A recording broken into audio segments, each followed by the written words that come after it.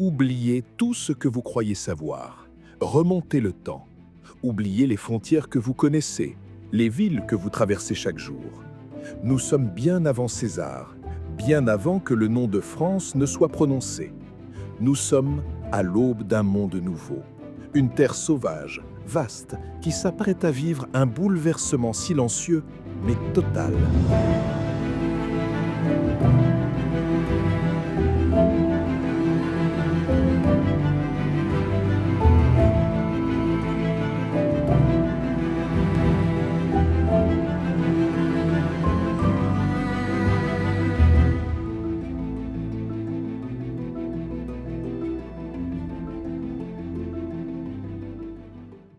Tout commence au 7e siècle avant notre ère.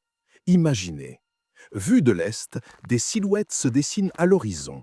Ce ne sont pas de simples voyageurs, ce sont des migrants, des tribus entières poussées hors de chez elles par les peuples germaniques. Ils cherchent une chose simple, vitale, des terres fertiles. Ils s'appellent les Celtes. Ils n'arrivent pas les mains vides. Ils apportent avec eux un secret qui va changer la face de la guerre et de l'agriculture, la maîtrise du fer. Ce ne sont pas des barbares hirsutes de nos livres d'enfants. Regardez de plus près. Leur société est une pyramide de puissance. En haut, des princes guerriers, une aristocratie fière qui règne du haut de ses citadelles. Ils aiment le beau, le précieux. La preuve ? Elle dort sous la terre de Bourgogne, à Vix. Là, une princesse repose pour l'éternité, allongée sur son char, paré d'or. À ses côtés, un trésor inouï, un vase de bronze monumental venu de Grèce, capable de contenir plus de 1000 litres de vin. C'est la preuve éclatante que ces prétendus barbares commerçaient déjà avec les plus grandes civilisations de la Méditerranée. Ils étaient riches, puissants et raffinés. Quittons maintenant les brumes du Nord. Descendons vers la lumière du Sud. Nous sommes en l'an 600 avant Jésus-Christ. Sur les eaux turquoises de la Méditerranée, des navires aux voiles carrées fendent l'écume. À leur bord, des Grecs venus de la lointaine cité de Phocée en Asie mineure.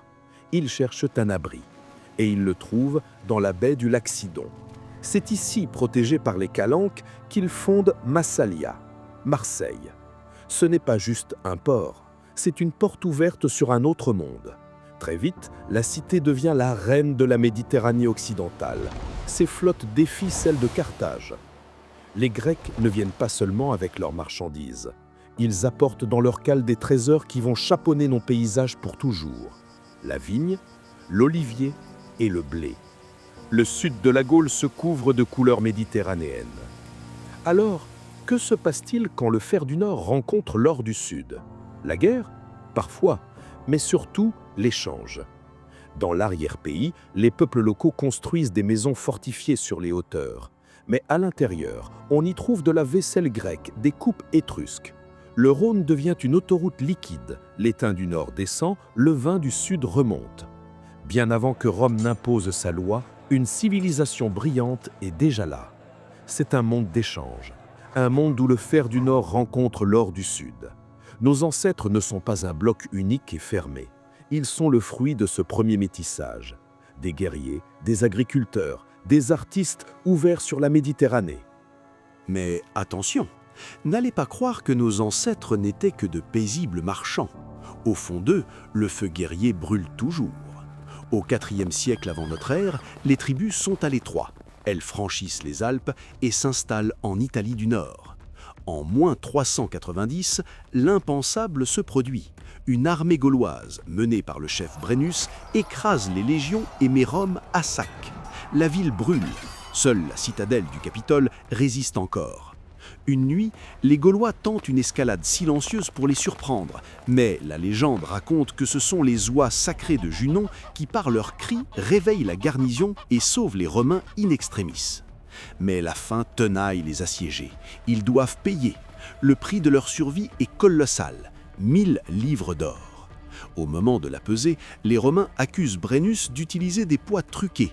En réponse, le chef gaulois dégaine sa lourde épée et la jette sur la balance pour l'alourdir encore en hurlant cette phrase terrible « Vae victis », malheur aux vaincus.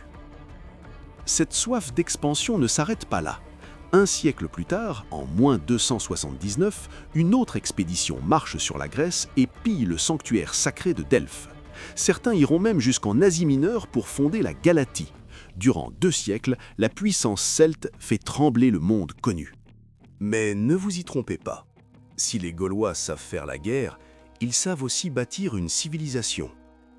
Oubliez définitivement l'image du sauvage vivant au fond des bois. Au IIe siècle avant notre ère, la Gaule est un pays prospère, maillé par un réseau de routes et de cités fortifiées, les Oppida. À Bibracte, la capitale des Éduins, ce n'est pas un village, c'est une métropole. Derrière ces remparts monumentaux, des milliers d'habitants vivent et produisent. Nos ancêtres sont des ingénieurs de génie. Ce sont eux qui inventent le tonneau, bien plus pratique que l'amphore. Leurs artisans forgent des outils agricoles révolutionnaires et frappent leur propre monnaie. Ils affichent cette réussite sur eux. Les nobles portent fièrement le torque en or, ce collier rigide qui est bien plus qu'un bijou. C'est un symbole sacré de leur rang. Cette société est tout sauf anarchique. Elle est rigoureusement divisée. D'abord, le peuple. Ensuite, les guerriers, une aristocratie qui ne vit que pour la gloire. Et au sommet, les druides, savants et gardiens de la mémoire. Politiquement, c'est tout aussi complexe. Dans de nombreuses cités, il n'y a plus de roi. Le pouvoir est tenu par un magistrat suprême élu chaque année, le Vergobré, qui dirige avec un sénat. Mais cette brillance cache une faille mortelle. La Gaule n'est pas une nation unie. C'est une mosaïque de 60 peuples rivaux.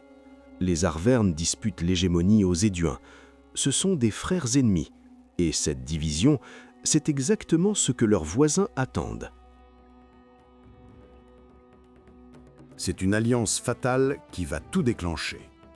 En 121 avant notre ère, les Éduins, menacés par les incursions de leurs voisins Arvernes et Allobroge, appellent Rome à l'aide. Ils invoquent un traité sacré, le Foedus. Rome les a reconnus comme des frères de sang. Le Sénat romain ne se fait pas prier.